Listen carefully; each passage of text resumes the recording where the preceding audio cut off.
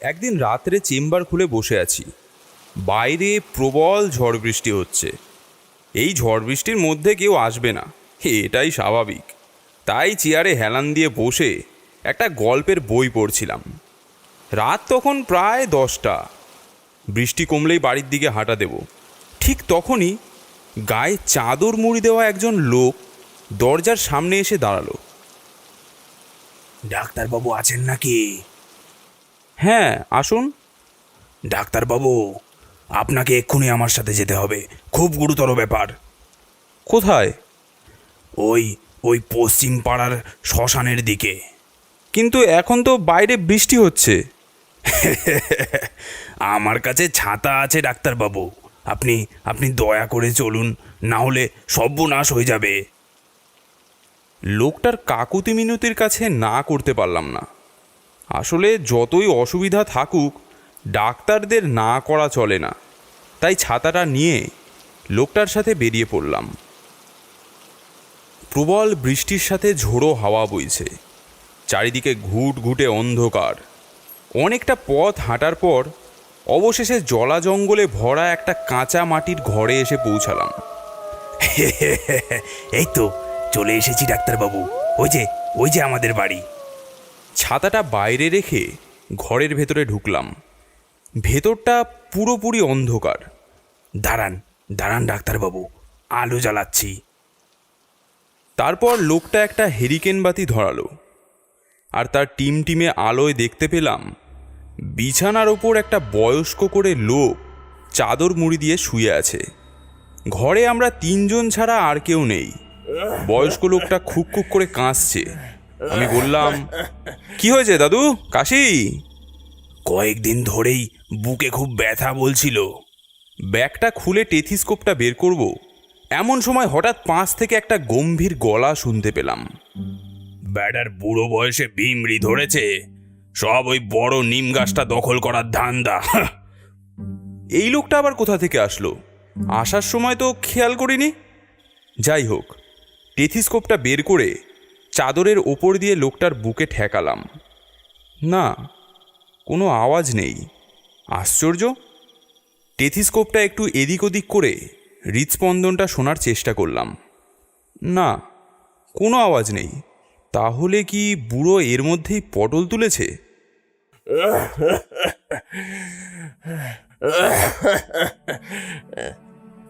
না, ওই যে বুড়ো কাঁসছে। চাদরের পাশ দিয়ে বুড়োর হাতটা ধরলাম। এ কি, একেবারে বরফের মতো ঠান্ডা। কিন্তু এ কি করে সম্ভব? জীবিত মানুষের হাত কিভাবে এত ঠান্ডা হতে পারে? এমন সময় পাশ থেকে আরেকটা কণ্ঠস্বর শুনতে পেলাম। কেমন আছেন ব্রহ্ম দাদু? আয় ভূত। চোরাচুন্নির কাছে ঘটনাটা শুনলাম। কতবার বলেছি আপনাকে, এই বয়সে ওই জগা ভূতের সাথে পাঙ্গা নেবেন না। আপনার এখন বয়স হয়েছে কি না, গেল তো বুকের পাঁজরটা ভেঙে, আবার গলাটাও নাকি দর থেকে আলাদা হয়ে গিয়েছে।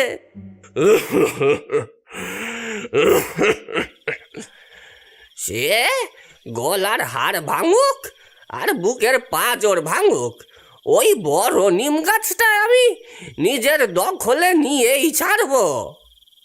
তবে ওটা যে ভূত পাড়ার নয়। কে বলেছে ওটা ভূত পাড়ার নয়? আমার মেজ ঠাকুরদা নিজে হাতে এই গাছ লাগিয়েছে। বংশসূত্রে এই গাছ এখন আমারই তো হলো নাকি? যাই হোক, তোকে যে জিনিসটা আনতে বলেছিলাম এনেছিস? হ্যাঁ দাদু, এনেছি তো। এই পুটুলিতেই রয়েছে একেবারে খাসা ভূত। দেশের ওপারে একটা পুকুর পাড়ের নিম গাছে থাকতো দুজন। বর্ডার পেরিয়ে আনতে একটু সমস্যা হয়েছে, একটু খরচপাতিও হয়েছে, সে তো বুঝলাম। তা হেয়ালি না করে কয় শিখে নিবি বল? আগে 2 শিখে দিলেই চলবে। দুশিকে দুটো ভূত আনতে দুশিকে নিবি? আরে দাদু, এ যে কোনো বাসি ভূত নয়, একেবারে সদ্য মরে ভূত হয়েছে। ঠিক আছে, ওই আলমারির পুটুলিতে আছে, নিয়ে যাস।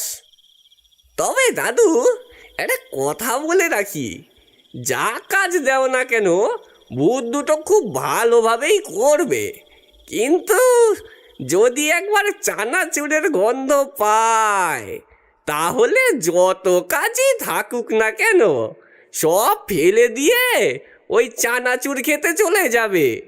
আমি কি কোনো দুঃস্বপ্ন দেখছি, নাকি সত্যি ভূতেদের মাঝখানে এসে পড়েছি? যাই হোক, এখন এখান থেকে বেরোতে পারলে বাঁচি। ভয় ভয় বললাম, আমি আমি চললাম তাহলে।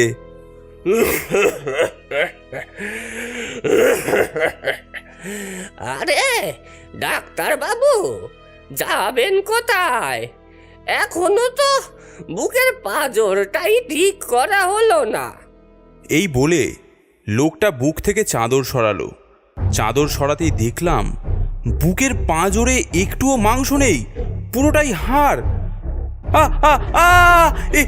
কি কি হে ডাক্তার বাবু, ওরম আটকে উঠলেন যে? ভয় পেলেন নাকি? এ যে শুধু হাড়। ভূতের শরীরে হাড় থাকবে না তো কি মানুষের মতো রক্ত মাংস থাকবে? এ কাকে নিয়ে এসেছিস তুই রামু? আগে ওই শিমুলতলার শিরিষ গাছটার নিচে যে ডাক্তারবাবু বসেন, ওনাকেই তো ধরে এনেছি। দেখ তো বেটা মানুষ নাকি? দেখ দেখ ধরে, দাঁড়া আমি দেখছি। তারপর তারপর ওই লিকলিকে ভূতটা আমার সামনে এসে আমার কাঁধে একটা হাত দিয়ে বলল, ওরে বাবা, এ যে পুরো রক্ত মাংসে গড়া মানুষ। বেটা ছাড় রামু, ভূত ডাক্তারের বদলে একটা মানুষ ডাক্তারকে তুলে এনেছে।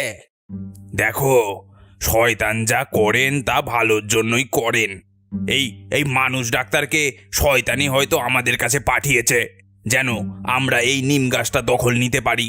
কিভাবে? দেখো, মানুষ হোক বা ভূত, উভয়ই ইঞ্জেকশনে কিন্তু খুব ভয় পায়। আমরা ওই ইঞ্জেকশনের ভয় দেখিয়ে ওই গাছ দখল নেব। বাহ বাহ, দারুণ বুদ্ধি গেল রে। উফ বাবা, বাহ, তাহলে এখনই চলো সবাই। ডাক্তার বাবু, আপনিও আমাদের সাথে যাবেন। ও বুড়ো, তোমার বুকের ব্যথার কি হলো? তোমার বুদ্ধি শুনে আনন্দের ঠেলায় বুকের ব্যথা ঠিক হয়ে গেছে। চলো তাহলে, চলো সবাই চলো।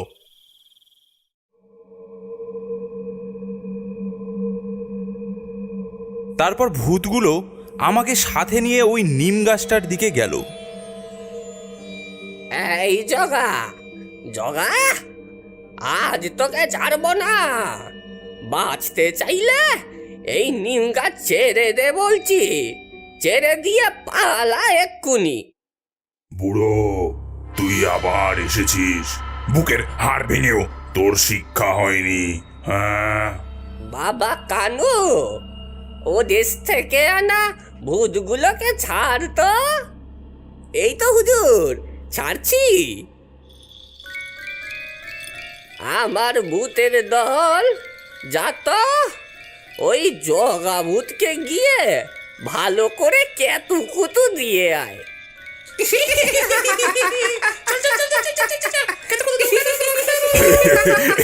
ওরে ওরে ওরে, ছাড় রে আমাকে, আমাকে ছাড়। এই হতচ্ছাড়াগুলো ছাড়লি আমাকে। ওরে ওরে ওরে, ছাড় রে আমাকে, আমাকে ছাড়। এই হতচ্ছাড়াগুলো ছাড়লি আমাকে। এই কেতকুতু লাগে, কেতকুতু লাগছে। কি ভূতেদের ঝামেলার মধ্যে পড়লাম জানি না, বাঁচতে পারলে রেহাই। ওপাশ থেকে আরো কতগুলো নরকঙ্কাল এসে বলল, ওই খুড়ো, আবার আমাদের নিম গাছ দখল করতে এসেছে। এই বুড়ো, এই এই তুই আবার এসেছিস? এই কেউ এদিকে এগোলে হাত কেটে রেখে দেবো বলে দিলুম। ওরে ওরে ওরে কেউ কেউ আমাকে বাঁচা একটু। কেতুকুতু দিয়ে শেষ করে ফেললো যে।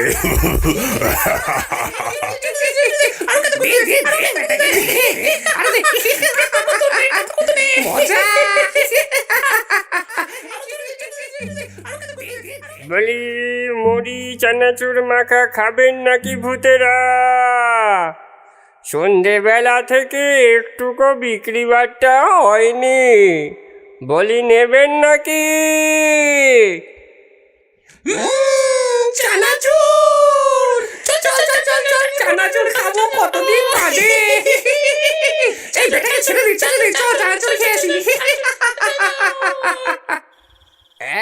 এই এই ভূত, কোথায় যাচ্ছিস? যাস নে, এই যাস নে তোরা। বাবা বাঁচলুম। অকমার ঢেকি তুমি একটা। বলি কি ভূত এনেছ বর্ডারের ওপার থেকে? আরে ব্রহ্ম দাদু, তুমি ভূতগুলোকে ইঞ্জেকশন দিয়ে ভয় দেখাচ্ছ না কেন? এত ডাক্তার বাবু, ইঞ্জেকশনটা বের করুন তো। কিন্তু কিন্তু আমার কাছে তো ইঞ্জেকশন নেই। কি?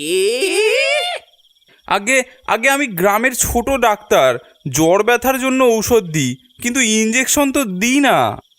সে কথা এতক্ষণ বলেননি কেন? আমি আগেই বলেছিলাম ওই গাছ ভূত পাড়ার নয়।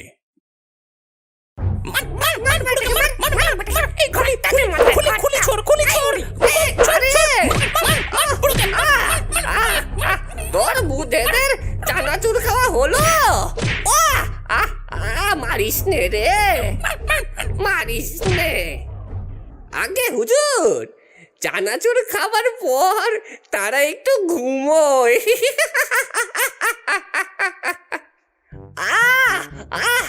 বুকটা এবার মনে হয় সত্যি গেল।